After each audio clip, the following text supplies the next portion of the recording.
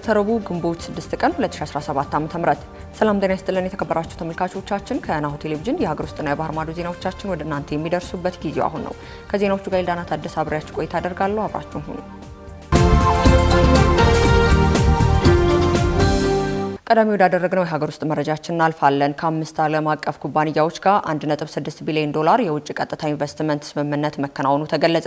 አምስት ዓለም አቀፍ ኩባንያ በኢትዮጵያ 1.6 ቢሊዮን ዶላር የውጭ ቀጥታ ኢንቨስትመንት መጀመር የሚያስችላቸውን ስምምነት ከኢትዮጵያ ኢንቨስትመንት ኮሚሽን ጋር መፈራረማቸው ተገልጿል። የገንዘብ ሚኒስተር አቶ አህመድ ሽዴ በኢትዮጵያ ኢንቨስትመንት ኮሚሽን በገንዘብ ሚኒስተርና በአጋር የልማት ድርጅቶች አዘጋጅነት ሲካሄድ በቆየው ኢንቨስትመንት ኢትዮጵያ 2025 ፎረም ስኬታማ ስራ መከናወኑም ተነግሯል። የገንዘብ ሚኒስተር አቶ አህመድ ሽዴ በፎረሙ ማጠናቀቂያ ላይ ፎረሙ ኢትዮጵያ ለኢንቨስትመንት ምቹ ሀገር መሆኗን ግንዛቤ የተፈጠረበት መሆኑን ገልጸዋል።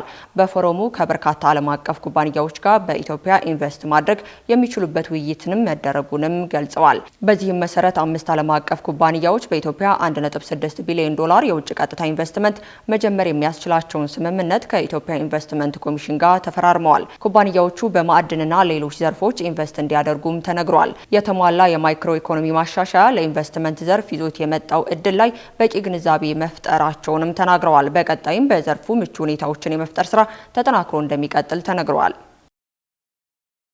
ከቀጣዩ ሀገር አቀፍ ምርጫ በፊት በፖለቲካ የጸጥታ ማሻሻያ እንዲደረግ 4 ፖለቲካ ፓርቲዎች ጠየቁ።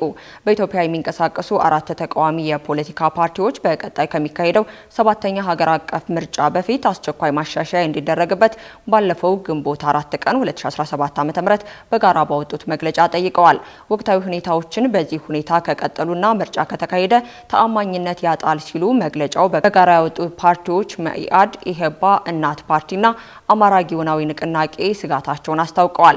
ቀጣይ ሀገር አቀፍ ምርጫ የቀረው 1 ዓመት ብቻ መሆኑን በመግለጫቸው በመጥቀስ ገዢው ፓርቲ በአስቸኳይ እውነተኛና ሁሉንም አካታች የሆነ ድርድር አድርጎ በሁሉም የሀገሪቱ ግጭቶች በመፍታት ሰላማዊ የውድድር ሜዳ ከወዲሁ እንዲፈጥርም ሲሉም አሳስበዋል። በኢትዮጵያ በቀጣይ ዓመት ስለሚካሄደው 7ኛ ዙር ሀገር አቀፍ ምርጫ ምንም አይነት ዝግጅት እንዲሁም ደግሞ በምን ደረጃ እየተደረገ እንደሆነ አስፈጻሚ የኢትዮጵያ ብሔራዊ ምርጫ ቦርድና መንግስት ለሕዝባቸው ግልጽ የሆነ ማብራሪያ ይሰጣሉ ብለዋል። የተከበራችሁ ተመልካቾቻችን በዚህ ጉዳይ ላይ ተጨማሪ ዘገባ በቀጣይ የምናዘጋጅ መሆኑን ከወዲሁ እንገልጻለን። በኢትዮጵያ የሀጅ ጉዞ የሚያደርጉ መንገደኞች በሳውዲ አየር መንገድ ለመጀመሪያ ጊዜ በረራ ማድረጋቸው ተገለጸ። የዘንድሮ 1446ኛው የሀጅ ጉዞ ከኢትዮጵያ በሳውዲ አረቢያ መንገድ በትናንትናው ዕለት ግንቦት 5 ቀን 2017 ዓ.ም የመጀመሪያ በረራቸውን አድርገዋል። በትናንትናው ዕለት በተደረገው በዚህ የመጀመሪያ በረራ 180 መንገደኞች መሸኘታቸውን የሳውዲ አየር መንገድ ተወካይ አቶ ቴድሮስ ሽፈራው ገልጸዋል። በመሆኑም የዘንድሮ 1446ኛው የሀጅ ጉዞ እስከ ግንቦት 30 ቀን 2017 ዓ.ም የሚቆይ ነውም ተብሏል። በእነዚህ ቀናትም ወደ 2500 ገደማ የሚጠጉ የሀጅ ተጓዦች በሳውዲ አየር መንገድ በኩል ጉዟቸውን እንደሚያደርጉ ተወካዩ አቶ ቴድሮስ ሽፈራው አክለዋል። በተጨማሪም በትናንትናው ዕለት ጉዞ ላደረጉ የሀጅ ተጓዦች ደማቅ ሽኝት መደረጉን ናሁ ቴሌቪዥን በስፍራው በመገኘት ለመታዘብ ተችሏል። ዘገባው የባልደረባችን ሀብታም አያሌው ነው። ሄዱ ይችላሉ ብለዋል። ውይይታቸው ግጭት ለማስቆም በሚያስችሉ ስምምነት ላይ ሊጠናቀቅ የመቻሉ እድል ከፍ ያለ ነው ሲሉ ከስፑትኒክ ጋር በነበራቸው ቃለ ምልልስ ቆመዋል። የሩሲያ የውጭ ጉዳይ ሚኒስተር ቃል አቀባይ ማርኮ ዛካን እንደተናገሩት ሞስኮ በቅርቡ በሚደረገው ንግግር ላይ የሚኖራቸውን ተሳትፎ አስመልክቶ ዝርዝር መረጃ ይፋ ታደርጋለች። የክሬምሊን ቃል አቀባይ ዲሚትሪ ከአንድ ቀን በፊት ሩሲያ አስፈላጊውን ዝግጅት በማድረግ ላይ መሆኗንና የድርድር ልዑካኑ የተገቢውን ጊዜ ሰፊ ይሆናል እንደሚሉም አስታውቀው ነበር። በመጨረሻም ትራምፕ በሳውዲ አረቢያ ጉብኝታቸው 142 ቢሊዮን ዶላር የጦር መሳሪያ ስምምነት በማድረግ በሱሪያ ላይ የተጣለውን ማዕቀብ ለማንሳት ቃል ገቡ። ፕሬዚዳንት ዶናልድ ትራምፕ በሁለቱ የስልጣን ዘመናቸው ለመጀመሪያ ጊዜ ባደረጉት የውጭ ጉብኝት ከሳውዲ አረቢያ የበለጠ ጠንካራ አጋር አሜሪካ የላትም ብለዋል። የባህረ ሰላጤ ሀገር የትራምፕ ጉብኝት በዋናነት በኢንቨስትመንት በማሳደግ ላይ ያተኮረ ነው።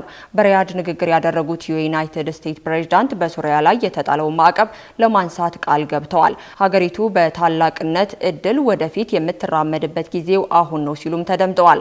በጉብኝታቸው የመጀመሪያ ቀን ዩናይትድ ስቴትስና ሳውዲ አረቢያ 142 ቢሊዮን ዶላር የጦር መሳሪያ ስምምነት እንዲሁም የሀገሪቱ ልኡካን 1 ትሪሊየን ዶላር ሊያወጣ እንደሚችልም የተነገሩት ሌላኛው የኢንቨስትመንት ስምምነት ላይ ተደርሷል።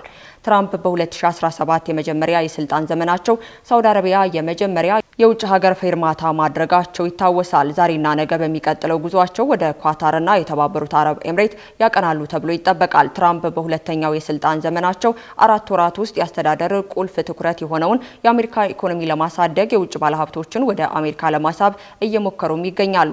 ትራምፕ በንግግራቸው ወቅት ሳውዲ አረቢያ የአብርሃምን ስምምነት እንድትቀበል ህልማቸው እንደሆነ ተናግረው ነበር። በእስራኤልና በአንዳንድ የባህረ ሰላጤ ሀገራት መካከል ያለውን ግንኙነት ለመጀመሪያ ጊዜ መደበኛ እንዲሆን የተደረገው በመጀመሪያው አስተዳደራቸው በተደረገ ስምምነት ነበር።